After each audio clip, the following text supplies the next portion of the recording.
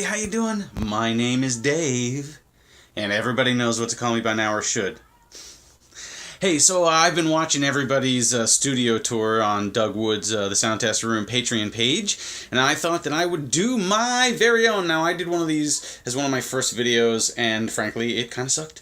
And I've gotten a bunch of gear since then, and I didn't really do a complete studio view, so I'm going to do a nice edit at some point and switch to the front camera. In the back, you can see behind me the tapestry that I have. Now, Doug, man, you and I are like soulmates or brothers from another mother or something, because you just hung the exact same one in your studio, which I think is really funny. So anyway, I'll be right back with a front-facing camera. See you soon. Okay, so as you can see, here is my space. Now, I have a very, very, very small space. In fact, let me back to the other side of my bedroom here, and you can see that is correct. I work out of my closet. So, we have an extremely small room here, okay? Our bed takes up most of the room. I live in a two-bedroom with my wife and my two kids, so we live in a very small space. Okay, let me do a quick overview of some of the stuff I have. So, here you go. So, I have two Keith McMillan keyboards. Now, I love these things. These are my newest addition to my studio. I use the term extremely loosely. You know, a couple of things about me. So I live in a very small space because we decided as a family that we wanted to live overseas. And so we started shrinking our lifestyle down. Now, this is why I don't have anything set up all the time. Everything I have has to be broken down, set up, and then broken down again every time I'm starting or finished, because we have such the small space. So, you know, I've kind of tried to design my whole life around the iPad, excuse me, because of that. So this is my work laptop. This is a work monitor. I don't use this for music at all, other than to watch Doug's lovely videos. Excuse me while I have a sip of coffee. There, in Doug's inimitable style. Anyway, so I got these keyboards because I actually have a few different size keyboards. And this is the one that can go sit out on the couch with me, and if I want to play something. And the touch response on these is out of control. It's just exactly the right sensitivity for me. So I did a survey for them. They sent me a coupon for 25% off another item, and I didn't have a lot of money, so I just bought a second one. Over here are my two Nano controllers. The Nano Control I really like. The Nano Pad, it's not as sensitive as the keyboard, and I don't really like it. I actually have a very specific and non-traditional use for this that I'll explain in a minute. So just some various cables. This is new. This is a new battery I got, iMuto. It's just a power brick. I don't know. Does anybody really want to see it? Sure. We're doing this. Let's be complete. There's a cable in there. This is a power brick. I just bought it new. A couple of months ago. We're going to Barcelona in the fall, so I want to be able to charge my stuff on the plane. So there's that. There's my coffee. And oh, by the way, my wife bought me this. Sometimes you just got to marry people. Okay, so you know, that's that. The coffee machine, the most important part of any work setup. Clothes, stuff. I have some hidden items back there that I'll have to crawl in there and get to. Over here is my bop pad. That's the other Keith McMillan thing I own, and the stand that I bought with it, and some drumsticks in my case over there. I love this thing. I have always aspired to be a drummer, and I've never had anything to be able to practice on. So this allows me to you know, get my drumming on. I can practice my traditional grip, you know. So it's got 4 zones. It's great. It looks a lot dirtier, I think, in the image than it actually is.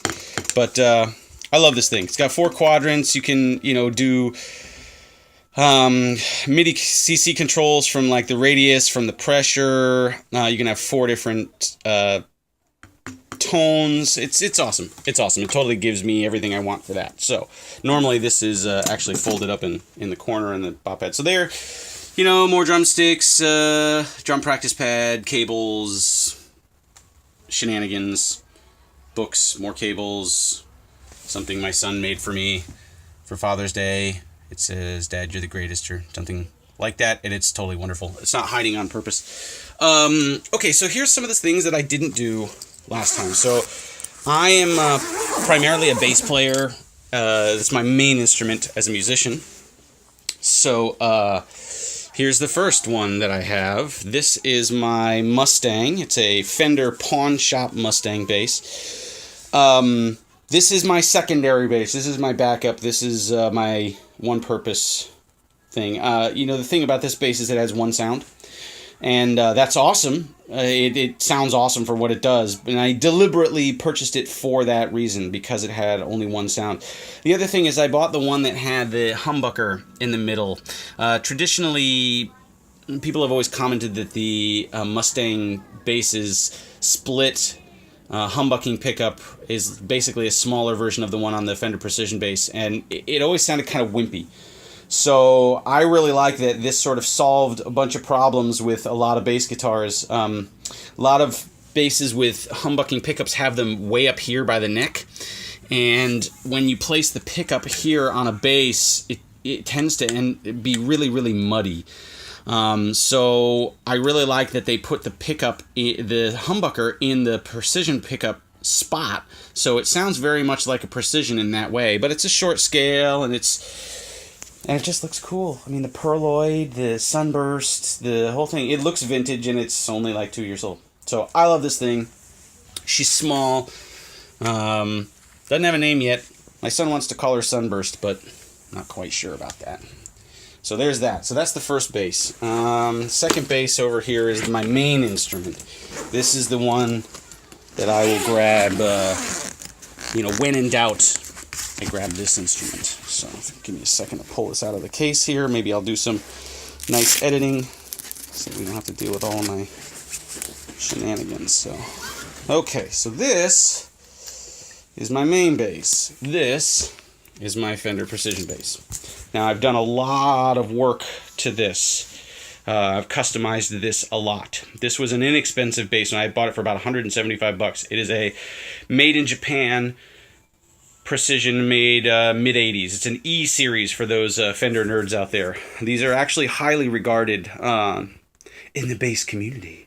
But anyway, I did a few things to it. I added a hip shot detuner key there, so I can drop, it's a double throw, so I can not only drop it down a whole step to E, or I'm sorry, from E to D, but also down another whole step from D to C. So I can get all the way down to a low C, which is only a half step away from the lowest note on a 5-string. So it's kind of nice to be able to get that. So that was the first addition there.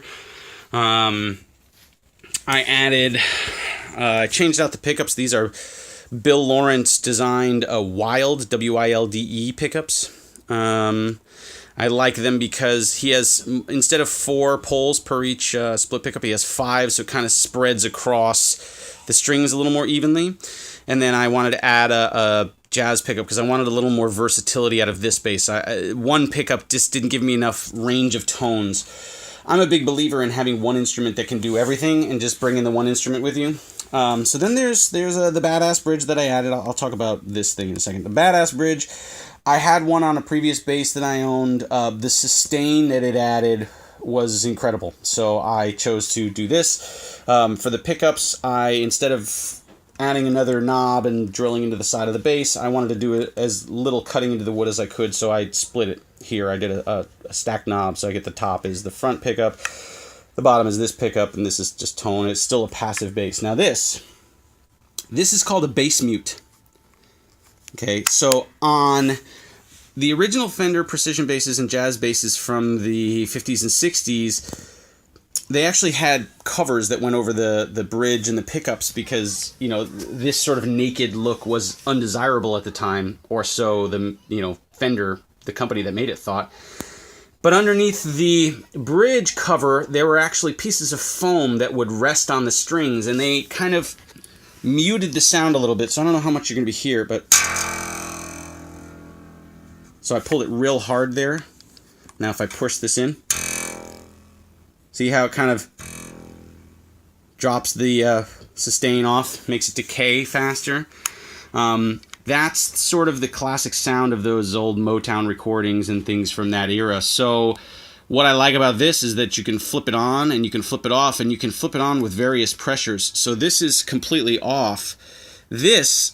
All of these are just barely touching the strings. So I can do more things that require two hands on the fretboard if I need to, and this helps mute some of the strings and keep them from just vibrating sympathetically with the other notes that I'm playing in the instrument. And then I can, flip it to super, super crazy pressure if I want to. So, okay, so there's enough nerding out about the basses. So those are the basses. Now, I also have a couple guitars, if I can make this work out. So my wife, she played saxophone and flute. There's her flute when she was in high school and college, and so this is her saxophone and flute. Oh, I guess this gives me the opportunity to bring out this stuff. Here's my guitar stand for the basses. And that fell over. Oh, this is Hannah. Hannah, say hi. Or not. Okay, this is my bass amp. Gensler amplification. Jeff Gensler is the man. Was the mind behind Gens-Benz amplification, and then Gens-Benz was purchased by Fender, and Jeff's new company is Gensler amplification. So I won't pull this thing all the way out, but this is the Magellan MG800. It was their first thing that they released. This is the greatest bass amp I've ever owned. It's the sound of the bass just represented perfectly, and then you can do whatever you want with it. If you want to know more about it, ask me, but I don't need to go into detail about that right now. So there you go, Gensler. It's awesome. It's new to me. I don't currently have a bass cabinet because I am trying to keep my life small.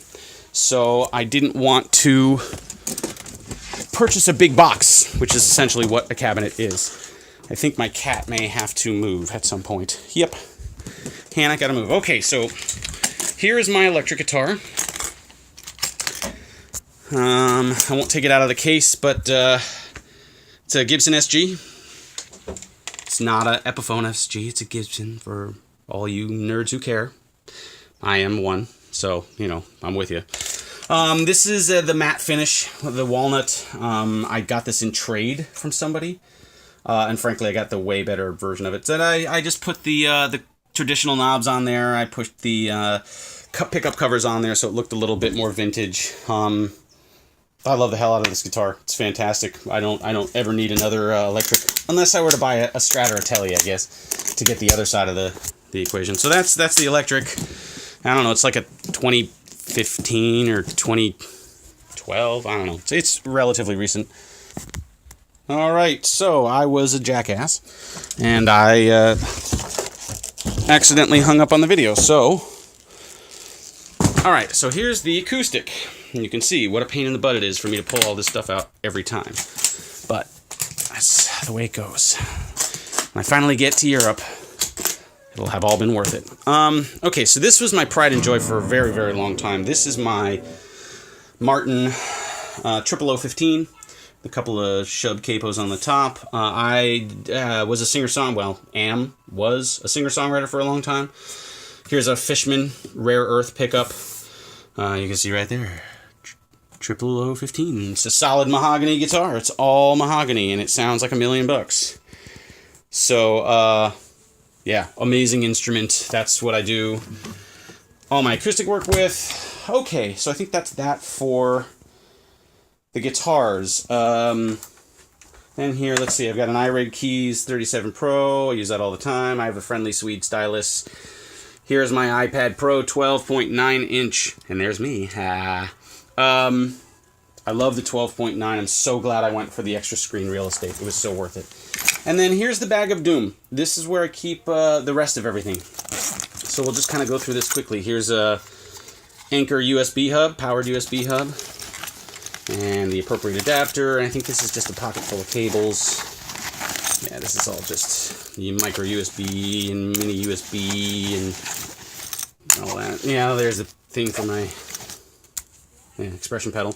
Okay, so that's all cables in there. This is a microphone case full of adapters, you know, like phono to RCA and just all that kind of stuff. Okay, here are my two Behringer. It's USB to mic and USB to line, or line to USB and mic to USB. These things are awesome. They're not perfect. They're it can be kind of noisy, but what's great about them is that you see how limited my space is, and I have two small children, which means my time is also limited. So when I need to go set up things in a hurry, I can just plug one end into the iPad, the other end into the base or whatever, and I'm good to go. It's awesomely fast. Another cable.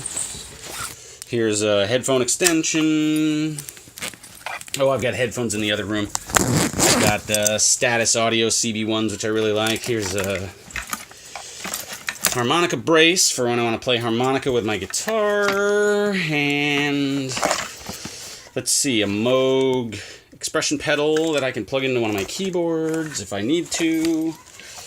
And hidden all the way in here is a Arturia Mini Lab. Unfortunately, I don't use it very much because it's the first thing into the bag. It's the smallest keyboard I have, but I like it. It has a lot of knobs.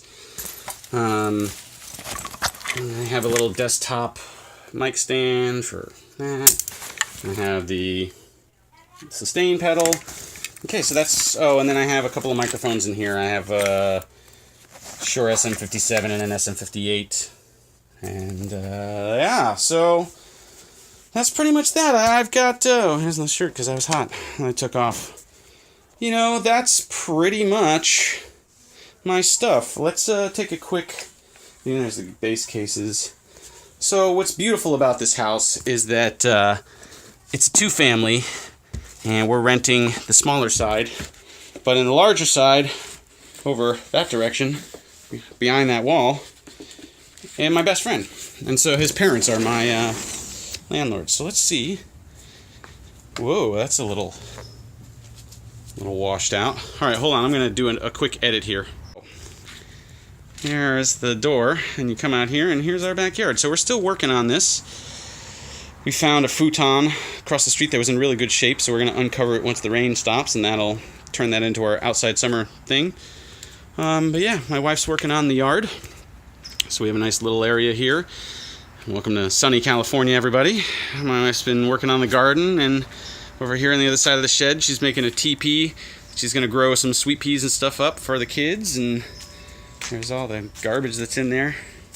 And so, yeah, so this is my space. You know, we don't have a lot of space, so we have to really make a lot of use of not too much space. And that's why I have the iPad as the brain, and, you know, I have a lot of controllers, because that will help me not have to take up a lot of space with hardware synths and stuff. So, there you go, everybody. Hold on, I'll make one quick edit here. So, there you go. That's my room. Just, you know, I got my Roman Gladius up there. A buddy of mine bought that for me for my birthday. And there's my Bela Fleck and the Flecktones Cosmic Hippo. You know, guys were doing stuff on CDs that they have, but I don't have any CDs anymore. You know, when we started downsizing our lives with the intention of moving, since I have to move so far, or we want to move so far, I digitized everything. So, you know, you'll see, let me see if I can get this in the shot. Up there, that box right there in the middle is all photos. And that's 100% of my photos are in these boxes because I digitized everything. So I did the same with the CDs.